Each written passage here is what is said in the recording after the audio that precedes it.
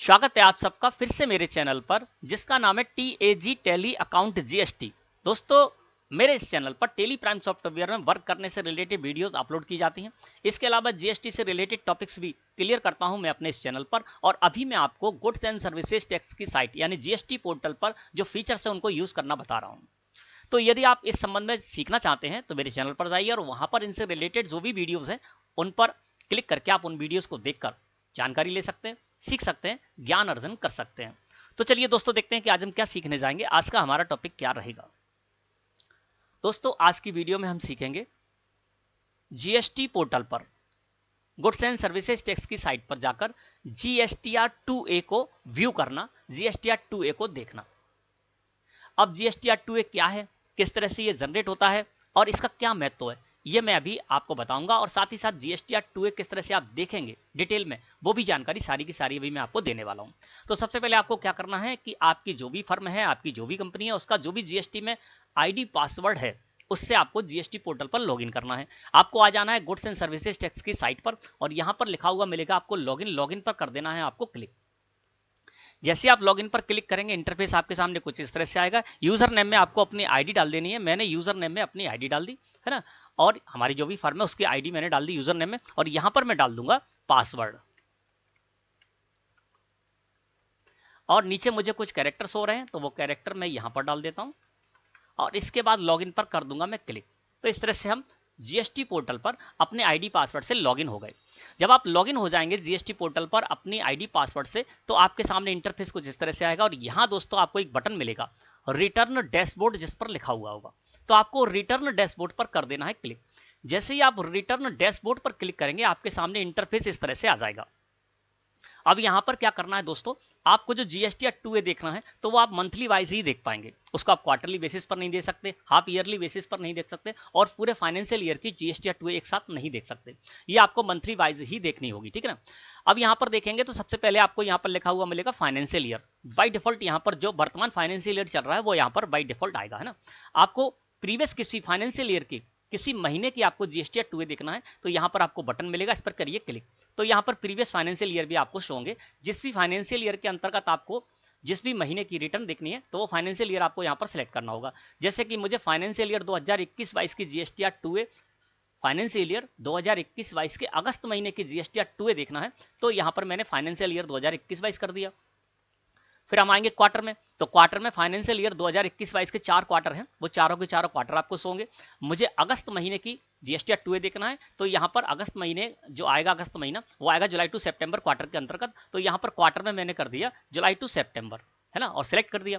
इसके बाद पीरियड में जब आप आएंगे यहाँ पर बटन है, इस पर क्लिक करेंगे तो जुलाई टू सितंबर के अंतर्गत जुलाई, अगस्त, सितंबर तीनों महीने आपको होंगे। किस महीने की आपको देखना है वो आप यहाँ पर कर सकते हैं। मुझे अगस्त महीने की देखना है, मैंने यहाँ पर अगस्त को सिलेक्ट किया। अब यहां पर क्या हो गया, फाइनेंशियल ईयर 2021-22 के अगस्त महीने की मैं GSTR 2A देखने चाहता हूं, है ना। तो जैसे ही मैं सर्च पर क्लिक करूंगा तो 2021-22 के अगस्त महीने की GSTR 2A मैं देख पाऊंगा, ठीक है ना। तो इस तरह से आप किसी फाइनेंशियल ईयर के अंतर्गत किसी महीने की GSTR 2A देख सकते हैं, ठीक है। अब मैं यहां पर वर्तमान फाइनेंशियल ईयर ही कर लेता हूं क्योंकि मुझे फाइनेंशियल ईयर 2022-23 की मई महीने की GSTR 2A देखनी है। तो मैंने यहाँ पर फाइनेंशियल ईयर 2022-23 किया, यहाँ पर क्वार्टर में अप्रैल टू जून किया और पीरियड में आ गया, पीरियड में मई महीने को मैंने सिलेक्ट किया, है ना। तो यहाँ पर हो गया फाइनेंशियल ईयर 2022-23, क्वार्टर हो गया अप्रैल टू जून और इस क्वार्टर के मई महीने की मैं यहाँ पर GSTR 2A देखना चाहता हूँ। सर्च पर कर दिया मैंने क्लिक। जैसे ही मैंने सर्च पर क्लिक किया दोस्तों, इंटरफेस हमारे सामने कुछ इस तरह से आ गया। अब हम आ जाते हैं इस जगह पर। तो यहाँ पर जब आप आएंगे तो यहाँ पर आपको लिखा हुआ मिलेगा auto drafted details for view only GSTR 2A, यानी ऑटो ड्राफ्टेड डिटेल्स, ये अपने आप तैयार होता है। अब जान लेते हैं GSTR 2A के बारे में कि GSTR 2A कैसे तैयार होता है, GSTR 2A में हमें क्या देखने को मिलता है, किस तरह से हम व्यू करेंगे, है ना, और क्या इसका महत्व है, ये सब समझ लेते हैं थोड़ा सा शॉर्ट में, है ना।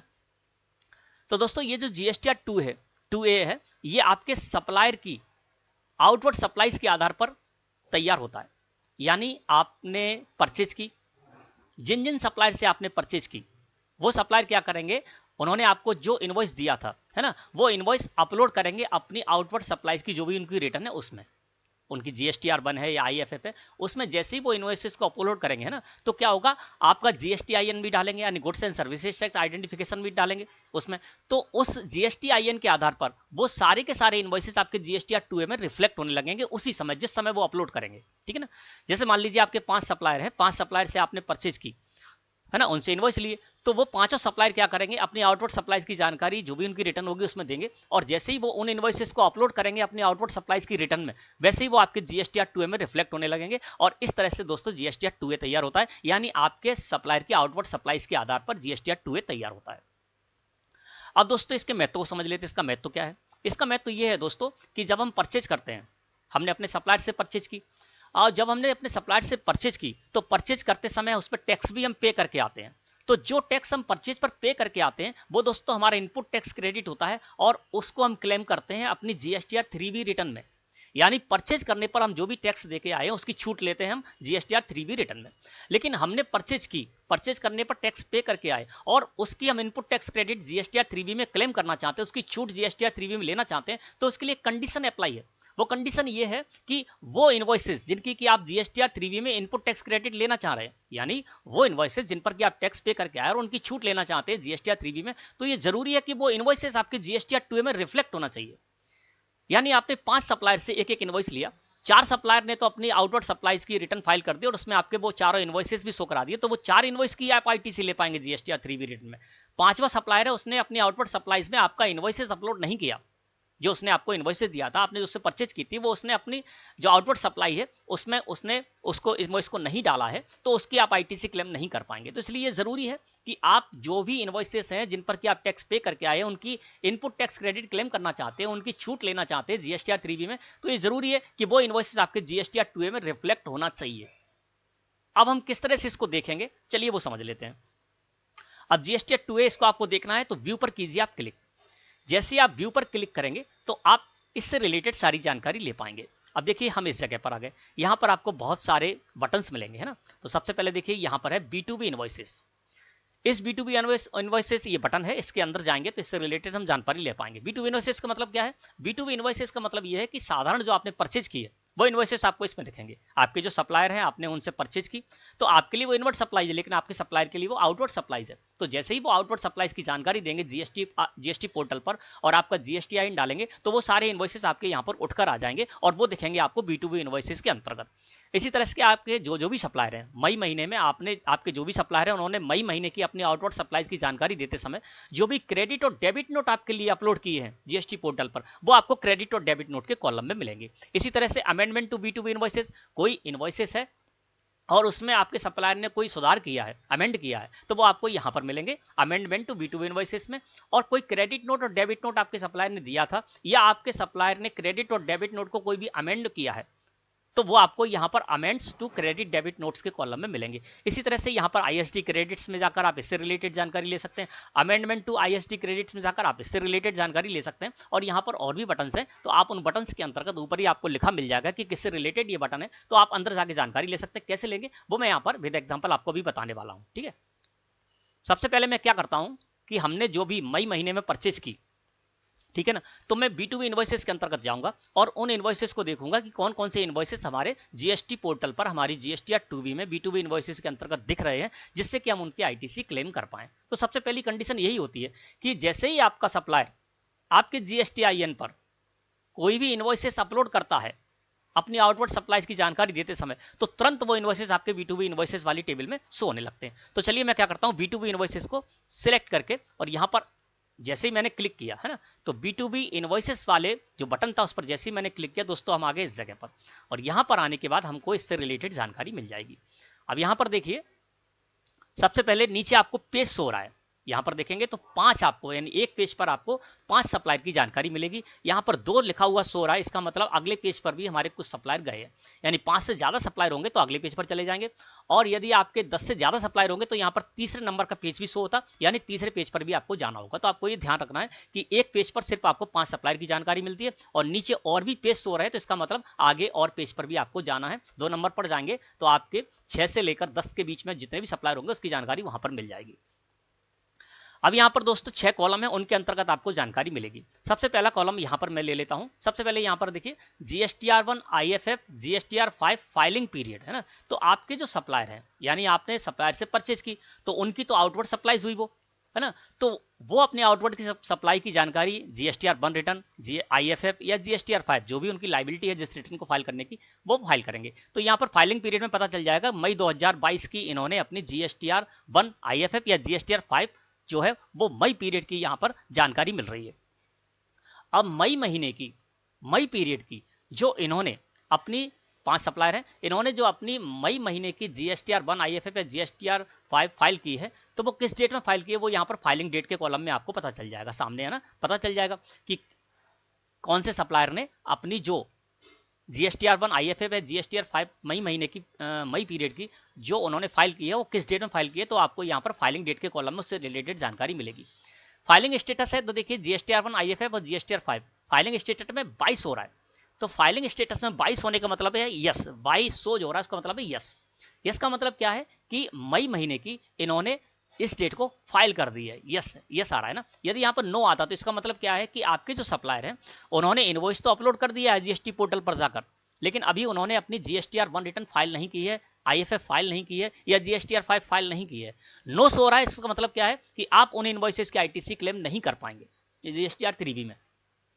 यस यानी क्या है कि आपके सप्लायर को बिल भी अपलोड करने पड़ेंगे और उसके साथ ही साथ उनसे रिलेटेड जो भी रिटर्न है, चाहे GSTR1 हो, IFF हो, GSTR5 हो, उसको फाइल भी करना होगा और यहाँ पर यस सो होना चाहिए। ये नो सो रहा है तो इसका मतलब क्या है कि अभी उन्होंने ये आपके इनवॉइसेस तो अपलोड कर दिए GST पोर्टल पर, लेकिन रिटर्न फाइल नहीं की है और नो सो रहा है। तो नो सो रहा है इसका मतलब क्या है, उन इनवॉइसेस की आप ITC क्लेम नहीं कर पाएंगे GSTR3B में, ठीक है ना। इसके बाद सप्लायर नेम में सप्लायर का ट्रेड नेम शो होगा और GSTIN ऑफ सप्लायर। तो यहाँ पर जो भी सप्लायर है उसके सामने उनका GSTIN भी यानी goods and services tax identification number भी आपको यहाँ पर शो होगा, है ना। तो इस तरह से आप ये जानकारी ले सकते हैं। और यहाँ पर लास्ट में देखेंगे तो यहाँ पर GSTR3B फाइलिंग स्टेटस, तो जो भी सप्लायर है उसके सामने आपको देखना होगा। फाइलिंग स्टेटस में देखिए सबसे पहला सप्लायर है यस 22 हो रहा है, यानी इन्होंने अपनी GSTR3B रिटर्न फाइल कर दी है। तो ये भी जरूरी है कि आपके सप्लायर ने अपनी आउटवर्ड सप्लाईज की जानकारी अपनी GSTR1 IFF या GSTR5 में तो दे दी, लेकिन उनकी लायबिलिटी थी GSTR3B रिटर्न में टैक्स को पे करने की भी, तो उन्होंने किया या नहीं किया है। तो आप ये भी यहाँ पर देख सकते हैं कि आपके सप्लायर ने GSTR1 IFF या GSTR5 तो फाइल कर दी है, लेकिन क्या उन्होंने GSTR3B की यदि उनकी लायबिलिटी थी तो वो भी उन्होंने फाइल की है या नहीं की है, तो ये आप इस तरह से भी देख सकते हैं। और बाकी जो सप्लायर हैं उनके में एंस हो रहा है, यानी बाकी के सप्लायर जो हैं उन्होंने अपनी आउटवर्ड सप्लाई वाली जो रिटर्न थी मई महीने की वो तो फाइल कर दी, लेकिन 3B फाइल नहीं की है। वो इसलिए नहीं है दोस्तों क्योंकि आज मैं यहाँ पर जब वीडियो बना रहा हूँ तो आज 19 जून तारीख है और इनकी जो लास्ट डेट रहेगी मई महीने की 20 जून होती है, तो हो सकता है कल ये फाइल कर दें, ठीक है ना। लेकिन आपको GSTR1 जरूर देखना है कि GSTR1 फाइल हो गई है और उसमें यस स्टेटस शो होना चाहिए, ठीक है। ये मैंने यहाँ पर देख लिया। अब दोस्तों इससे रिलेटेड आपको और जानकारी लेनी है। यहाँ पर ये तो पता चल रहा है कौन सा सप्लायर है उसने अपनी GSTR1 रिटर्न फाइल की है, किस डेट में फाइल की है, स्टेटस भी शो रहा है ना, यस है या नो है। लेकिन आपको ये देखना है कि कोई सप्लायर है तो उससे हमने कितने इनवॉइसेस लिए, यानी सप्लायर ने कितने इनवॉइसेस अपलोड कर दिए हैं और उन इनवॉइसेस की डिटेल क्या है। तो उसके लिए क्या करना है, जिस भी सप्लायर से रिलेटेड आपको जानकारी लेनी है ना, जिस भी सप्लायर से रिलेटेड इनवॉइसेस की आपको जानकारी लेनी है, उस सप्लायर का जो GSTIN है उस पर आपको क्लिक करना होगा। जैसे कि हमारा ये चौथा सप्लायर है, इसके बारे में हमें जानकारी लेनी है कि कौन कौन से इनवॉइसेस इन्होंने अपलोड किए हैं, उससे रिलेटेड पूरी जानकारी लेनी है। तो हमारा चौथा जो सप्लायर उसके सामने उसका GSTIN हो रहा है, इस पर कर दूंगा मैं क्लिक है। जैसे ही मैंने इस पर क्लिक किया तो देखिए इस सप्लायर ने 3 इनवॉइसेस हमारे अपलोड कर रखे हैं, ठीक है ना, जो कि हमारे GSTR2A में सो रहे हैं और इन 3 इनवॉइसेस की हमको ITC मिलने वाली है अपनी GSTR3B रिटर्न में। हर इनवॉइस की आपको यहाँ पर जानकारी मिलेगी। इनवॉइस नंबर के कॉलम में आपको इनवॉइस नंबर मिलेगा, इनवॉइस डेट के कॉलम में उस इनवॉइस की डेट क्या है वो डेट आपको मिल जाएगी। इसी तरह से सारे कॉलम्स हैं उनमें आपको जानकारी मिल जाएगी। टोटल इनवॉइस की वैल्यू कितनी है तो 8028 रुपये सो रहा है। तो जिस इनवॉइस की हम बात कर रहे हैं उस इनवॉइस की टोटल इनवॉइस वैल्यू है 8028 रुपए और उस इनवॉइस की टैक्सेबल वैल्यू 6803 रुपए 39 पैसे और इंटीग्रेटेड टैक्स के कॉलम में सो रहा है 1224 रुपए 61 पैसे। अब ये जो 1224 रुपए 61 पैसे यही हम इस इनवॉइस के अंतर्गत टैक्स पे करके आए थे, जब हमने परचेज की थी तब हम टैक्स पे करके आए थे, तो इसी की हमको ITC मिलने वाली है ना। तो इस इनवॉइस के अंतर्गत हम 1224 रुपए 61 पैसे की ITC क्लेम कर सकते हैं अपने GSTR3B रिटर्न मई महीने की फाइल करते समय, ठीक है ना। इसी तरह से यहाँ पर 3 इनवॉइस है, तीनों इनवॉइसेस के बारे में आपको जानकारी मिल रही है। अब यहाँ पर ये तो पता चल रहा है इनवॉइस नंबर क्या है ना, इनवॉइस की डेट क्या है, इनवॉइस की टैक्सेबल वैल्यू क्या है, इनवॉइस पर कितना टैक्स हम पे करके आए वो भी पता चल रहा है, इनवॉइस की जो टोटल वैल्यू वो भी पता चल रही है। लेकिन हमको और डिटेल लेना देखना है तो हमको क्या करना है, किसी भी इनवॉइस का जो इनवॉइस नंबर है उस पर कीजिए क्लिक। जैसे कि फर्स्ट इनवॉइस है तो इसके इनवॉइस नंबर पर मैंने कर दिया क्लिक। जैसे ही मैंने क्लिक किया तो इससे रिलेटेड और जानकारी हमें यहाँ पर मिल रही है। देखिए रेट परसेंटेज, तो ये जो इनवॉइसेस है जिसको क्लिक करके हम यहाँ पर आए हैं, है ना, उसमें 18% का हमने प्रोडक्ट परचेज किया था, जिसकी टैक्सेबल वैल्यू 6,803.39 और आईजीएसटी के कॉलम में कितना टैक्स हम पे करके आए थे वो हमको यहाँ पर शो हो रहा है। यदि एक ही इनवॉइस में 18%, 12%, 5% टैक्स फ्री आदि सारे आइटम हो तो आपको वो भी यहाँ पर अलग अलग रो में आपको मिलेंगे। जैसे मान लीजिए यहाँ पर 12% का प्रोडक्ट भी मैंने कुछ परचेज किया होता है इसमें, तो इसके नीचे 18% के नीचे एक रो और आती है, उस पर लिखा होता है 12%, और फिर उस 12% की कितनी टैक्सेबल वैल्यू वो आपको यहाँ पर मिल जाती, और कितना आप आईजीएसटी उस पर पे करके आए 12% का वो आपको यहाँ पर मिल जाता। 5% वाला आइटम भी होता तो नीचे तीसरी रो आपको यहाँ पर मिलती है, उस पर 5% लिखा होता, और 5% के सामने आपको टैक्सेबल वैल्यू इंटीग्रेटेड टैक्स के कॉलम में आपको जानकारी मिल जाती। तो इस तरह से दोस्तों आप लास्ट तक आकर यहाँ पर देख सकते हैं, हर इनवॉइसेस के बारे में जानकारी ले सकते हैं। अब आप बैक पर क्लिक करते जाइए तो आप बैक यहां से निकल सकते हैं। मैं बैक जाता हूं,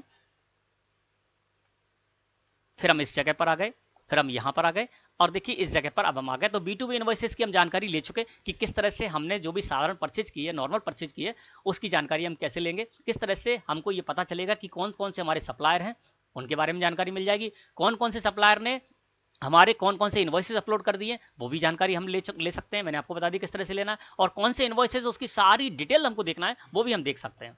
इसके बाद यहाँ पर है क्रेडिट डेबिट नोट। अब हमारे जो सप्लायर हैं उन्होंने मई महीने की अपनी IFF GSTR 1 या GSTR 5 में जो भी उन्होंने क्रेडिट और डेबिट नोट हमारे GSTIN पर हमारे लिए जो भी क्रेडिट और डेबिट नोट इश्यू किए उसको देखना है, तो क्रेडिट डेबिट नोट के कॉलम में मुझे जाना होगा।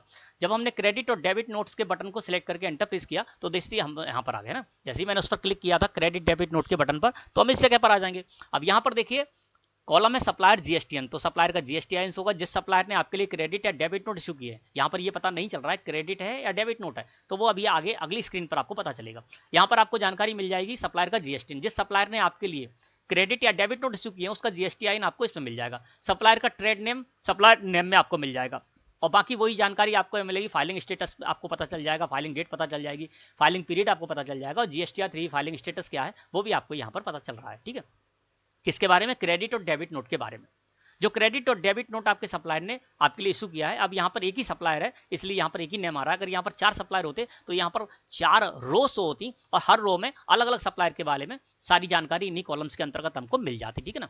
अब यहाँ पर हमको ये तो पता चल गया कि क्रेडिट या डेबिट नोट हमारे कौन से सप्लायर ने इशू किया है ना, और बाकी सारी जानकारी हमको इस जगह मिल रही है। लेकिन कौन वो क्रेडिट नोट है या डेबिट नोट है और उससे रिलेटेड डिटेल देखना है तो आपको क्या करना है, सप्लायर का जो GSTIN है उस पर करिए क्लिक।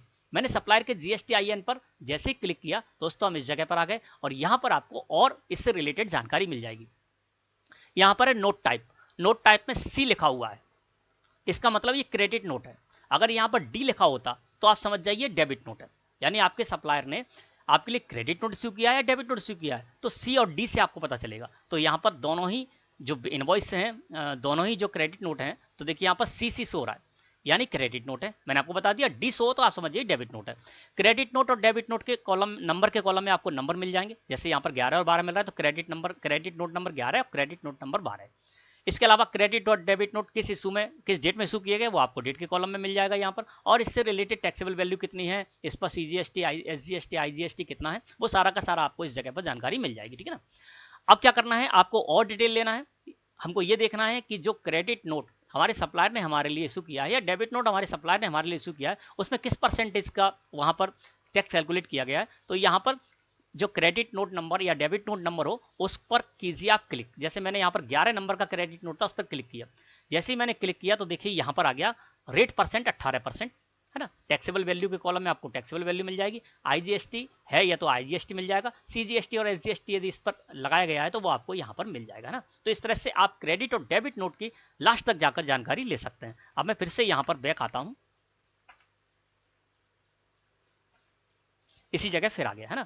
तो इस तरह से जो भी बटन्स हैं आपको दोस्तों, अमेंडमेंट देखना है B2B इनवॉइसेस का तो इस पर क्लिक कीजिए, क्रेडिट और डेबिट नोट में कोई अमेंडमेंट देखना है तो आप यहाँ पर क्लिक कीजिए। इसी तरह से सारे बटन्स हैं उन पर आप अंदर जाइए, और अंदर जाके किस तरह से आपको जानकारी देखने को मिलेगी वो मैं आपको बता चुका हूँ डिटेल में। ठीक है ना। तो दोस्तों GSTR 3B जब आप रिटर्न फाइल करते हैं उससे पहले आपको GSTR 2A देखना होता है, और GSTR 2A में जो इनवॉइसेस रिफ्लेक्ट हो रहे हैं आप उन्हीं की ITC अभी क्लेम कर पाएंगे। मई महीने की जीएसटी 3B में क्लेम कर पाएंगे। उसके अलावा मान लीजिए आपके 6 सप्लायर हैं और 6 सप्लायर से आपने परचेज की, तो 5 सप्लायर ने तो मई महीने की सारे के सारे इनवॉइसेस जो भी उन्होंने आपको दिए थे वो अपलोड कर दिए, है ना, तो उनकी आईटीसी तो आप क्लेम कर लेंगे मई महीने की जीएसटी या 3B रिटर्न में। लेकिन छठा जो सप्लायर है उसने अभी आपके इनवॉइसेस अपलोड नहीं किए हैं, अपने आउटवर्ड सप्लाईज की रिटर्न फाइल नहीं की है, तो मई महीने में आप उसकी आईटीसी क्लेम नहीं कर पाएंगे। जब वो इनवॉइसेस अपलोड करेगा आपका छठा सप्लायर, तब वो आपके जीएसटी 2A में आएंगे, तब आप उस महीने की जीएसटी 2B में जीएसटी 3B में उसकी आईटीसी को क्लेम कर पाएंगे। हालांकि जीएसटी 2B भी है, लेकिन सबसे पहले जो आपका इनवॉइसेस आपको दिखेंगे सारे के सारे इनवॉइसेस, जैसे ही आपके कोई भी सप्लायर है, जैसे ही आपके लिए कोई भी इनवॉइसेस अपलोड करेंगे, सबसे पहले वो आपको जीएसटी 2A में दिखेंगे। फिर जीएसटी 2A से छटनी होकर जीएसटी 2B में जाएंगे, फिर आप उसकी आईटीसी क्लेम कर पाएंगे। तो सबसे पहले तो आपको ये देखना है कि आपके कौन कौन सप्लायर ने आपके कौन कौन से इनवॉइस अपलोड कर दिए। तो आप जीएसटी 2A पर आइए और जीएसटी 2A में देखिए क्रेडिट डेबिट नोट देखना, क्रेडिट डेबिट नोट देखिए। तो मैं समझता हूं दोस्तों आज का टॉपिक आपको अच्छे से क्लियर हो गया होगा। वीडियो अच्छी लगी तो लाइक करें। धन्यवाद।